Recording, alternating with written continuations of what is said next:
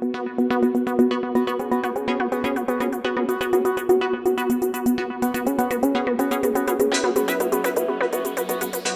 Dr. Rick, and going to do a little bit of a rant. So while I'm hiking, this is a Sunday and it's 40 degrees out, believe it or not. It's almost like it's summer in Chicago. I'm going to try to attack the usual hill, Mount Hoy, but from a different angle. And what I wanted to talk to you about is, if I don't fall, preparing for inclement weather is easy. You just look at the forecast, look and see what the worst possibility is, and then you dress appropriately, or at least you equip appropriately. That's the way I would run the hikes that I take people on. The problem is, if I was to go to an excursion in a national park and we go during the change of seasons, it's sometimes hard to predict at high altitude how weather will be. I have pictures of Yosemite Half Dome, and there's one interesting plaque at the base of Half Dome. It says, lightning strikes can occur 12 months a year. Sometimes all you need is one cloud over a mountaintop of granite with a metal chain on it, and everybody from top to bottom will be electrified. If I can protect my hikers and or predict what the weather will be, that would be great. But it's often a judgment call. I've even hiked the Grand Canyon when it was a week before, sunny and hot, but then the day I flew in, a big cold front came in and dumped like 5 inches of snow in the Grand Canyon, right when I reserved a spot and was planning to go hiking. So that was an adventure.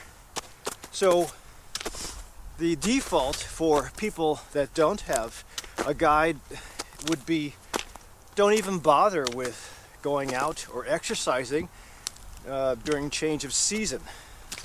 So that's fair, but that effectively in Chicago and probably most other states knocks out at least 4 months of activity. During the change of season, in Chicago there's pretty much 2 seasons, hot and winter. And the transition between the two, fall and spring, can encompass 2 months of, you can see I'm taking baby steps here because I have my crampons behind me back there, but I haven't pulled them out because I wasn't sure what this surface would look like. Here, so I made it over this saddle. I'll get up to the top of Mount Hoy, but now we're devoid of any ice, just muddy. So if I had crampons on going up there, I'd have to click them off now because they get stuck in the mud. So, and then again, we're passing the mud here, but there's more ice up ahead. So that's a pain in the butt to take off, put on, take off, put on. But if you prepare for worst weather and you bring a ton of equipment, it will not spoil your adventure or your participation in the exercise, because you'll be able to traverse any kind of surface with the right choices of your equipment toolbox.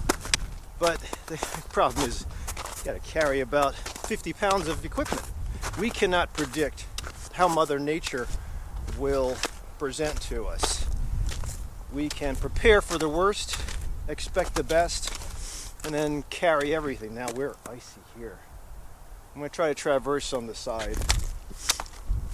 This is where I need crampons. Looks like I'm going to need them. I need to break my head. So if you can prepare for something like that and continue training those transition months, you'll have 12 months a year of exercise, activity, reinforced nutrition for the exercise. You'll essentially be doing everything you have to do to stay healthy. And if you ever develop a disease process, whether it's high blood pressure, cancer, stroke, or something easy, like a heart attack, then at least you would have done your part.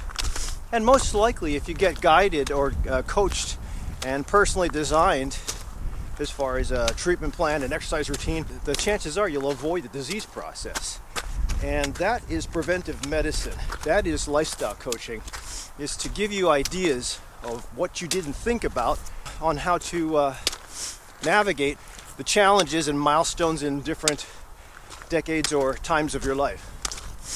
And you can certainly go for the wisdom that might be inherent in your parents or your cousins or your YouTube gurus, but it always will be better if you fine-tune that for your personal practice. Take that idea about preparing for the worst and enjoying the best, and marching right through transition of seasons. You'll always be paying it forward, always engaging and involved with healthy lifestyle, exercise, nutrition. Now, if you do the same thing in the concept of maximizing on exercise and diet as you age, I think that would be just as important. So this is where I'm getting at. I have a lot of my middle-aged folks, and I have a 75-year-old that are scrambling to try and adopt a healthy lifestyle. And healthy lifestyle typically is some form of activity 3 to 5 days a week, balanced nutrition plan, mindfully eating to support the exercise 3 to 5 times a week, some form of loving or acceptance, community, and really deep sleep. I have a lot of people that are scrambling last minute to try to get all that stuff started, engaged, and sustained. That's really hard. And for the folks that don't buy into seeking out knowledge, that's going to be a painful shortcut that will drop you off with an unsustainable attempt. The average person only knows of exercise as what you used to do in high school or college, or what the fad is. The likelihood is you're going to have an injury and or not adopt it. So when something is just protocoled or algorithmed and you try to apply that, there's the majority of chances that it won't work and it won't be sustainable because it wasn't personally designed.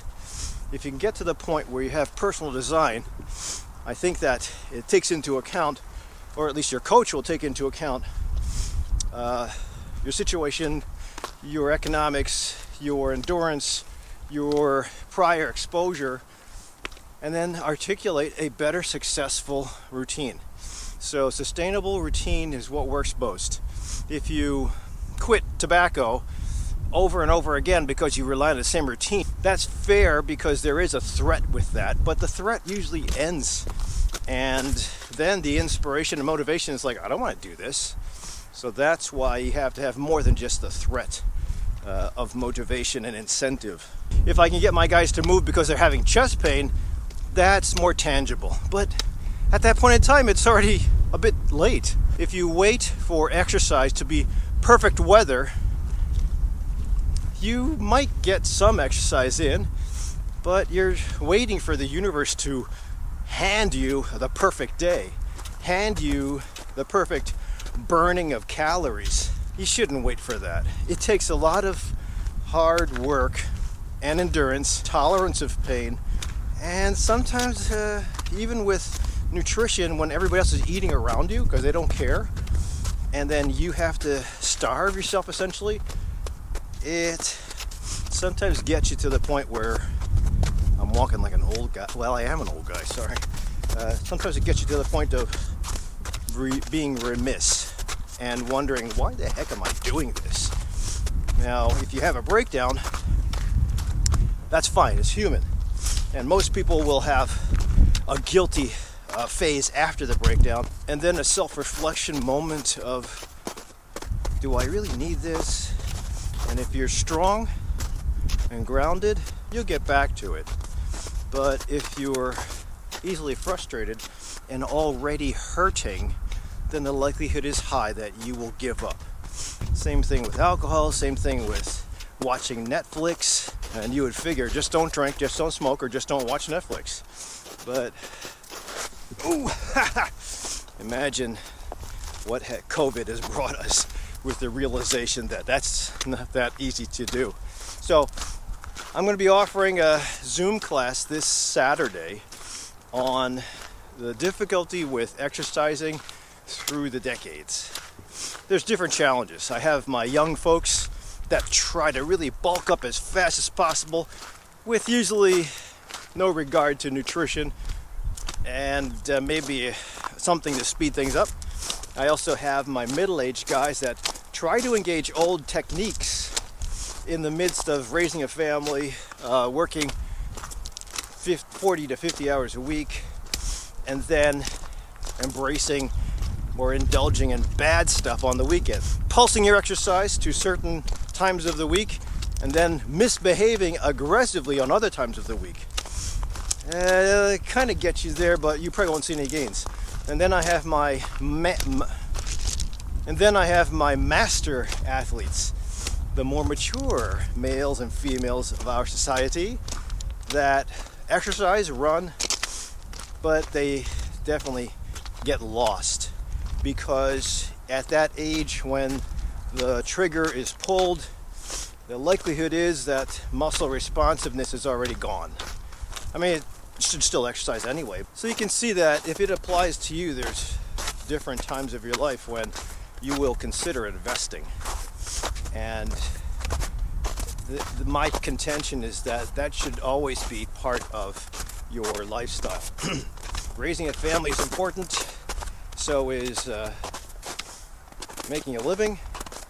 But if all that ends up with my guys having cancer, stroke, or a heart attack and becoming either disabled or dead, was it worth it? And if you wait till the last minute, it's going to be so hard to get that lever pulled. So if you're free and you have questions, sign up for the meeting this Saturday, the 6th of March. I call the Weekend Warrior Wrap-Up. Hopefully this gives you a couple of ideas. If you have any questions, you can put them down below. Try to do something healthy today, eat right, and I'll see you at the next video. Stay healthy.